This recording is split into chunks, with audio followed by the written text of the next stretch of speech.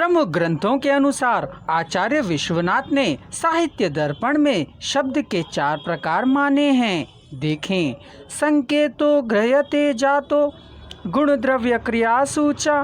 सरल शब्दों में कहा जाए तो यह 4 भेद हैं: जाति शब्द, गुण शब्द, क्रिया शब्द और द्रव्य शब्द। यहाँ मैं कहना चाहूँगा कि सभी आचार्यों ने पदार्थों की उपाधियाँ धर्म विशेष बताया है।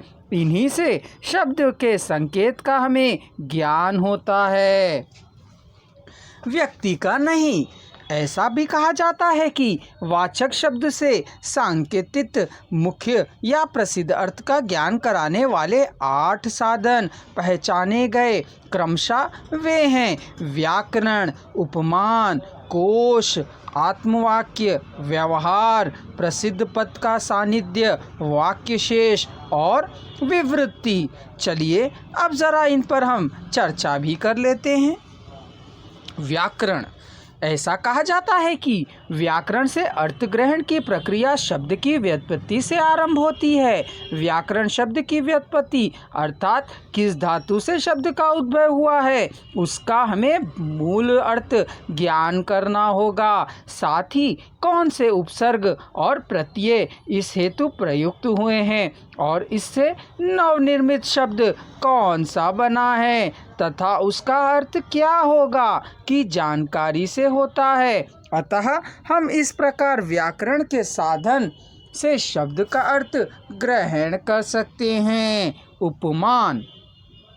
उपमान का अर्थ सदृश्य, समानता, मेल व बराबरी है। ऐसा कहा जाता है कि इसके द्वारा अर्थ ग्रहण कराने के लिए किसी अन्य वस्तु का उपमान दिया जाता है जिसका अर्थ पूर्व में ही जाना पहचाना हो। जैसे उदाहरण स्वरूप हम कह सकते हैं कि किसी सफ़ेद कागज़ पर काजल का धब्बा लगाकर हम कहें कि चंद्रमा में भी इसी प्रकार का दाग होता है, पर जिसने चंद्रमा के दाग को न देखा हो उसके लिए इसके माध्यम से उसे इसकी प्रतीति कराई जा सकती है।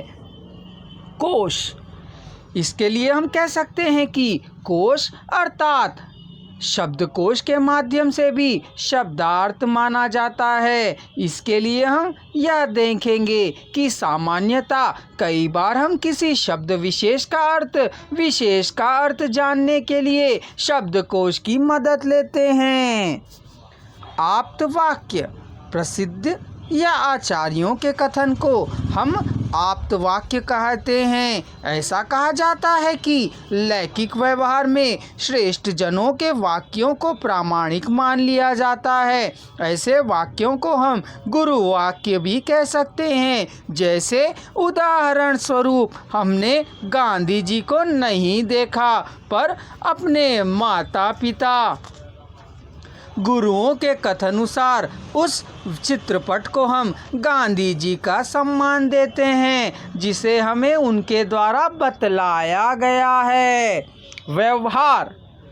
वाचक शब्द का सबसे सशक्त अर्थबोधक साधन व्यवहार को माना जाता है। इसके संदर्भ में हम कह सकते हैं कि जब हम किसी वस्तु का यथार्थ ज्ञान प्राप्त करते हैं उसे ही व्यवहार कहा जाता है।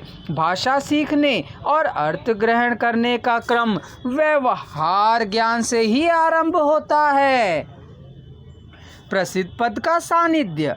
इससे भी शब्द का अर्थ ग्रहण किया जा सकता है। जैसे कि हम कह सकते हैं कि शब्द का अर्थ किसी दूसरे शब्द की वजह से बदल जाए जबकि उसके अन्य अर्थ पूर्व से ही मौजूद हों।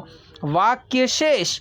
वाक्य शेष के अंतर्गत हम पाते हैं कि शब्दार्थ ग्रहण कराने का एक अन्य साधन है। कई बार एक वाक्य के शब्द का अर्थ दूसरे वाक्य से ग्रहण किया जाता है, उस समय उस वाक्य को हम वाक्य शेष कहलाते हैं। विषय की संपूर्ण जानकारी हेतु हमारे चैनल को सब्सक्राइब करें और अगला चैनल अवश्य देखें।